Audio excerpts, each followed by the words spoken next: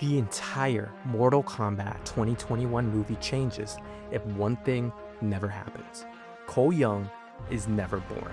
No hidden descendant of Hanzo Hasashi, no surviving bloodline secretly carrying Scorpion's legacy into the future. When Bihan massacres the Hasashi family in the opening scene, he actually finishes the job. And that changes everything. Because in the original timeline, Cole unknowingly acts as the final thread connecting Scorpion back to Earthrealm. He's the reason Hanzo's bloodline survives long enough for Scorpion to eventually return and to stop Sub-Zero. Without Cole Young, that protection disappears completely. There's nobody left to keep Sub-Zero in check. So this version of Bihan doesn't wait for the tournament. He strikes first. This is the Multiverse Glitch, brought to you by SideArc, a comic book, anime, and card store. We're an all-around geek shop, and our tagline is pause the main quest, create your SideArc.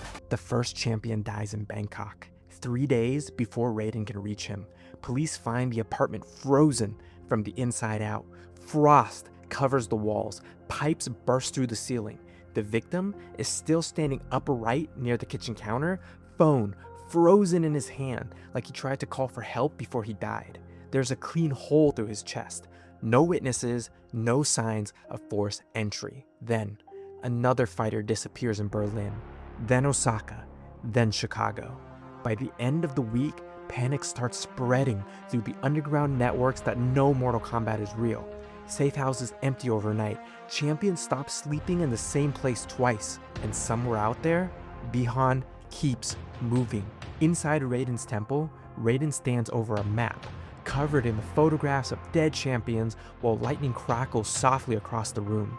Liu Kang studies the map of dead champions spread across the temple floor. He's hunting them, faster than before, he says quietly.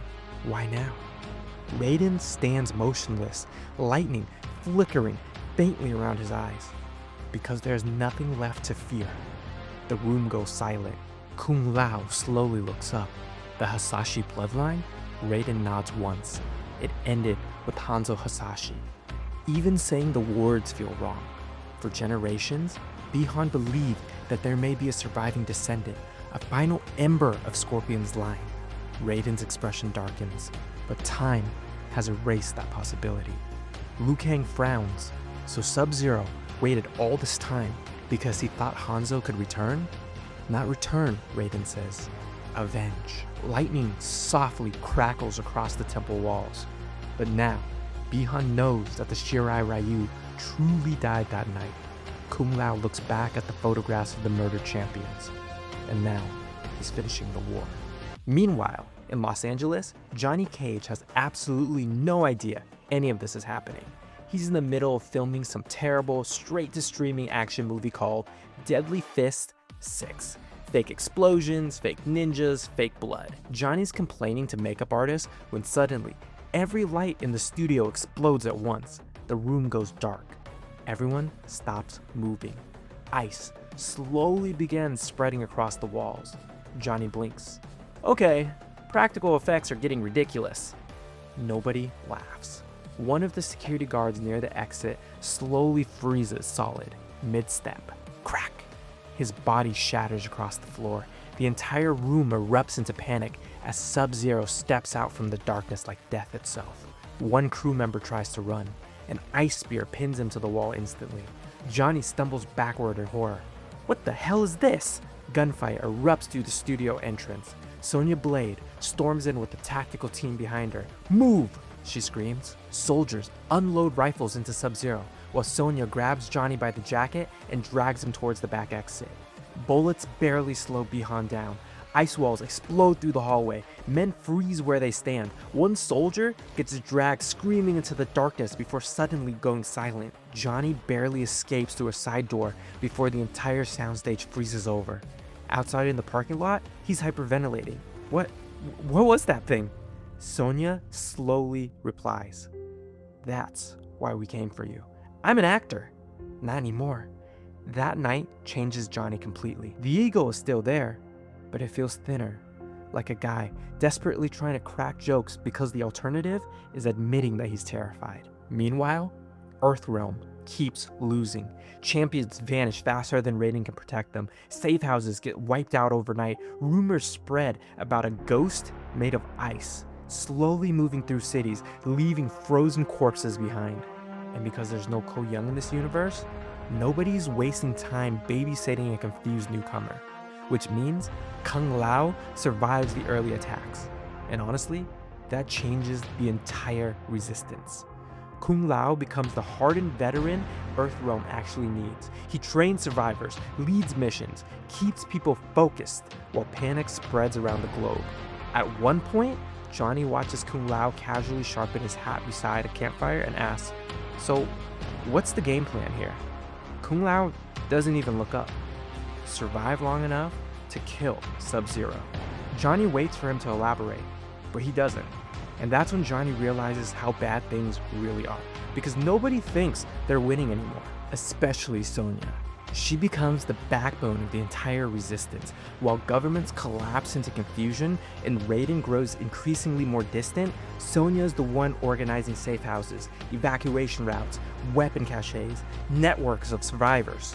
But she's not the chosen one. She's just a soldier trying to stop the end of the world through sheer stubbornness. And slowly, even Raiden starts changing. That's the part Liu Kang fears the most, because Raiden is supposed to observe, guide, maintain balance.